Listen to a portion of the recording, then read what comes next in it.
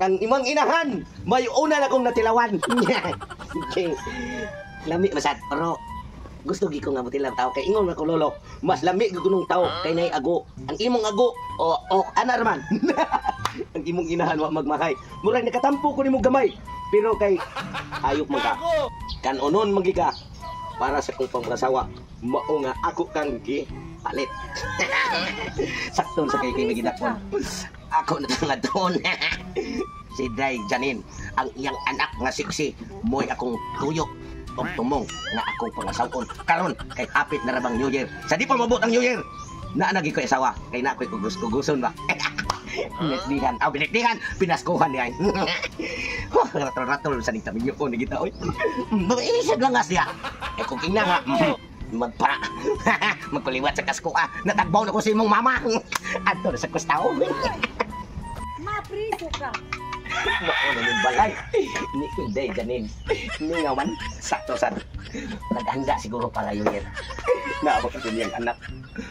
Basta naman tao ang amahan. Tapos na piso. Sus, uli na. Di ko kasawa ng anakan niya. Kay may tanong muli eh.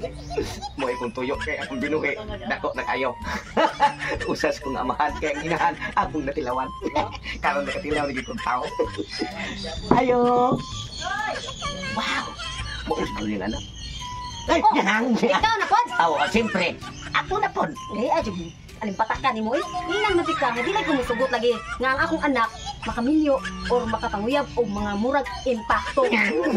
Dili mo ko impacto. Tao man ko. Tao lagi ka pero murag kang impacto. Ka nang majanin. Nya.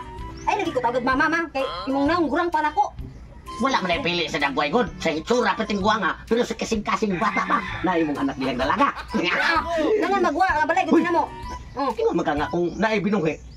Pwede na mga asawa sa imong anak. Sumbago nun, ka katong gidako ninyo dito sa imong ad nga imong binuhi, dako ra sa ilaga. Kato pati na dakuha. Bising mo tanaw pa ka. Di dako si mong mata. Dako na lagi dako ka mga ganit ako. Pero usa lang ko nga amahan kaya ang inahan ako ang mga tilawan. Ikaw naman yung inahan sa imong anak. Ako katilaw. Kana rin mong anak kay maunsa ko ambisyon. Nya. Pwede ko. Mga asawa na sa imong anak. Ang sawa, dili ko kabuot anak kay ang akong anak ako nang gi-respetuan nga siya mismo mo desisyon siya kagalingon. Mo nang ato pangutan-on siya og unsa iya desisyon. Oh sige kay bawo ko nga na siya pagtanaw rin sa kuha. Kay di mo sa ni mabantaan ng itsura. Natural lang ito siya na ipatanaw kanay mata. Mao gani. Dito sa kay pagtanaw. Ay sige kwan saman. Ikay inahan ikay na ibog na ko og siya. Wa ko naibog nimo kay akong bana gwapo kaayo pisot lang. Mao na di ako tuli pero wa po ko katilaw og usa ka binuhi sama nimo nga tao og sa imong anak. Ya, gusto ka makakita o makaistorya sa anak? Oh, nak. Dara gud na. Nanalo sa ni murag na impacto. Dara. Dara pa na. Nawa, kasi nadaan sa imong naon.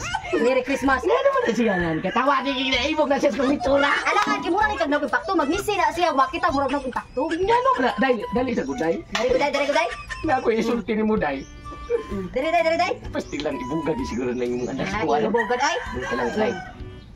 Dako na akong binuhi. Unsa binuhi? Pagkasiksiya o pagkagwapo pati pagkaputi ah. Wala mo liwat sa inahan. Ang inahan. Liwat na Sa inahan. ito ani ma? Nanguyab ko na sa nimo nak. Kanang dili na mister pa mga yab ko. Muna naman ako sa nang pangayab. Oh, mga sawa Mga sawa ko dito kung musugot ka. Hoy, Diyos ko Lord, mura na ko na ako. Wa? Oh, Sa lulo ko din taon. Oy nga, ba ulit tao pa man ko. tapos binuang man inyo hamo. Ay, di ko alim. Gusto ko sa may gusto nimo. Wala, naglulo na ko. Mura naglulo nimo. Yung sa may gusto nimo. Gusto ko itong upaw. Wa. Katong upaw yung gusto sa ito naksod. Ang gusto niya katong upaw. Sa pasugla. Ngano ka tumangupaw imong tuyo nga. Ako na anak kay baboy kato wala pa. Nga nagdagnan kay baboy ang iyang gusto nga katong upaw. Gusto mo kung nabutila ang tagtao. Sa ato ba ang upaw yang gusto? Mubalik sa kuwato nga. Inahan na itong baboy ako gibuhi. Balik ka ako dito kay. Wala ka butila. Dili, dili. Dili, dili. Dili, dili.